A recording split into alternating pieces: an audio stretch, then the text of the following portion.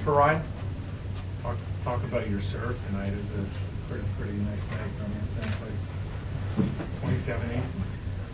Yeah, I think it was one of my best serving nights I've ever had as far as percentage and aces go. I was feeling it from the beginning, and obviously with with him being such a good player, serving well is going to be a key for me. And so it was clicking. And then I think he had one break point on me in the first set, and he converted on it. And so I felt like I was in control for the most part, and I was having a lot more break point chances than he was. But I guess he was a little more opportunistic than I was at the beginning, and I guess I just stayed the course and mentally kept it together. And over the course of the match, I was able to pull it out. Did you happen to notice the speed of the serves you were hitting? It looked. I remember you got high up there into the 130s, if I'm not mistaken. Yeah, I noticed it sometimes just because it's tough not to, because the speed gun's right behind the ball drills, and you're trying to, you're looking to get a ball, but it's tough not to notice the speed as well.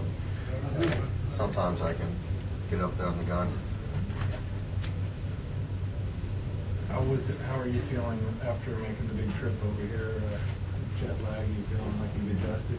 Well, not really, to be honest with you. I was out from like 1 to 4 last night, so it was just something that I wanted to play early or earlier in the day, because it's a 9-hour difference, and I guess if I'm playing at like 2 o'clock, which I was today, then it's still relatively reasonable over there. It's like 10, 11 o'clock, so your body's still going. But I guess last night I fell asleep at like 8.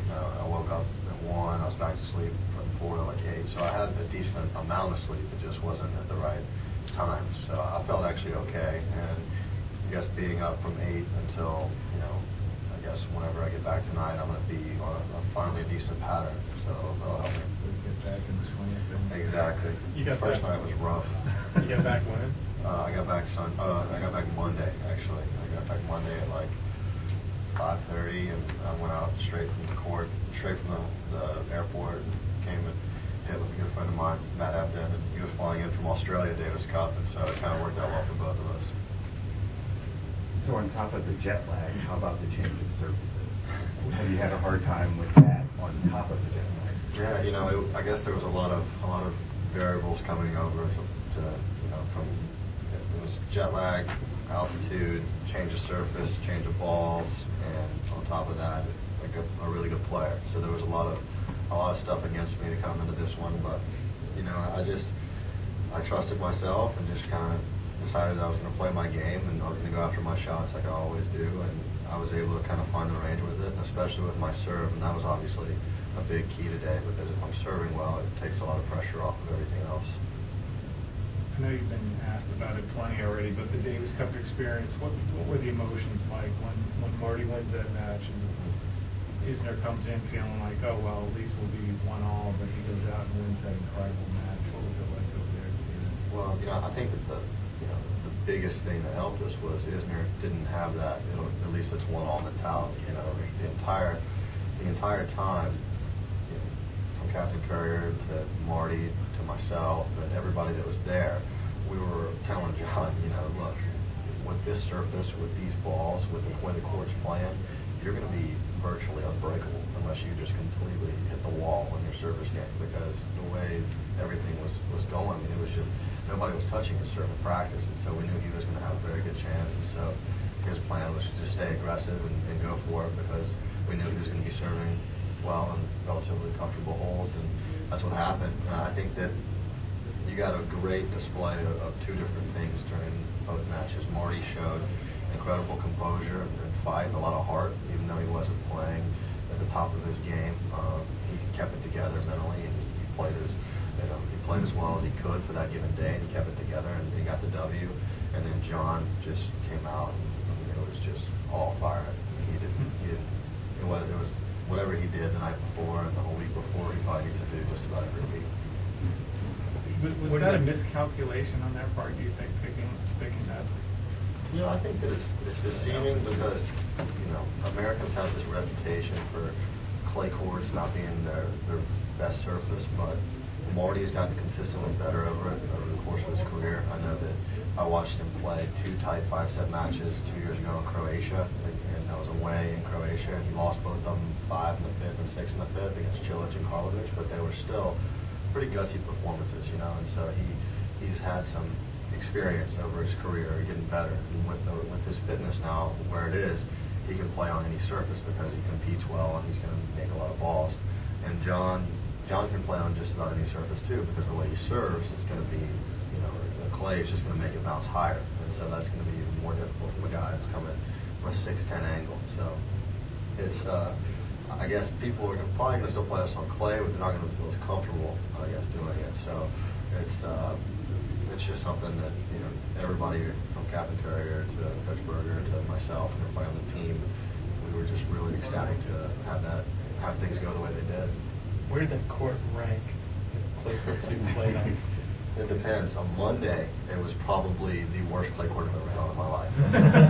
And then it consistently got better throughout the week until Friday, but it started okay on Friday, and by the time that you played on a little bit, because they were packing it down every night, and so the first match was okay. And then after that, like toward the end of the first match, especially with Marty playing 5 sets, by the time Roger and John were out there, it was just like the beach. It's kind of choppy, but it worked in our favor. I guess we don't want things to go any differently than they did. Any more questions? In your heart of hearts, Marty did a great job, but do you wish that you could have been a part of that tie crunching doubles? Of course. I mean, as a player, you want to be in there. You know, I guess it's like any great football player you've ever heard of, or any baseball guy. I mean, you want to be in the batter's box. You want to have the ball. Just like in tennis, you want to be in there. If you have that fire in your belly to get in there. And so, of course, I was disappointed not to play because I wanted to get in there and kind of show what I could do. But Marty's earned the right. You know, he's top 10 in the world. He's been up to number 12 in the world in doubles.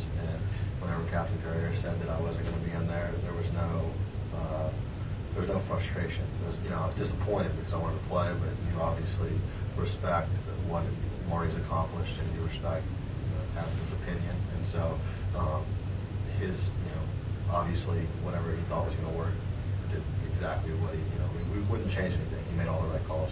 But even though you ended up playing a dead rubber, did you feel some pressure though that, hey, this is your time, you had to show, kind of prove yourself there? Well, absolutely. I mean, if you're playing a dead rubber against number 3 or 4 player in Switzerland, you feel like it's a tough spot because there's a lot of pressure. Because for me, my first match, I want to be able to. First of all, it's my first Davis Cup match. You want to start things out on a good foot. You want to try to get a good 5 going in Davis Cup, and then you also want to show your captain and everyone around you that you can be trusted in a live match to keep it together and to perform. And so that was kind of my thinking. I wanted to go out there, and I was using it as a motivation. Like, okay, it's time to show that you can get in there and you can do it, and you can represent your country well. And so I tried to do that, and I felt like I did a good job. Did they have the option not to play that 4th match? Not the 4th match. Just the 5th match? The way it works, you have the option if you clinch the first match, or the 4th match, if it's a 2-1 tie and you clinch and make it 3-1, right, you have the option of not playing the 5th. Okay. But I think I'm right on that. If it's a 3-0 tie, then you have to play the last 2 because for ticket sales, you're only playing 2 out of 3 sets in the last 2, so they play both matches. Any specific goals you've set for yourself this year?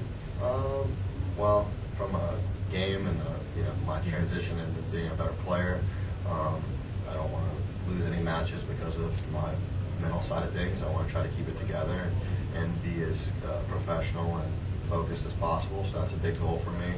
And then, ranking-wise, I don't want to set a goal on it because I feel like if I do things the right way and I do things mentally the way I can, that the sky's the limit. We'll see how it goes. But I guess that's the biggest thing for me, is trying to make sure I keep it together. All right. Thank you. Thanks. Okay. Congratulations. Thank you.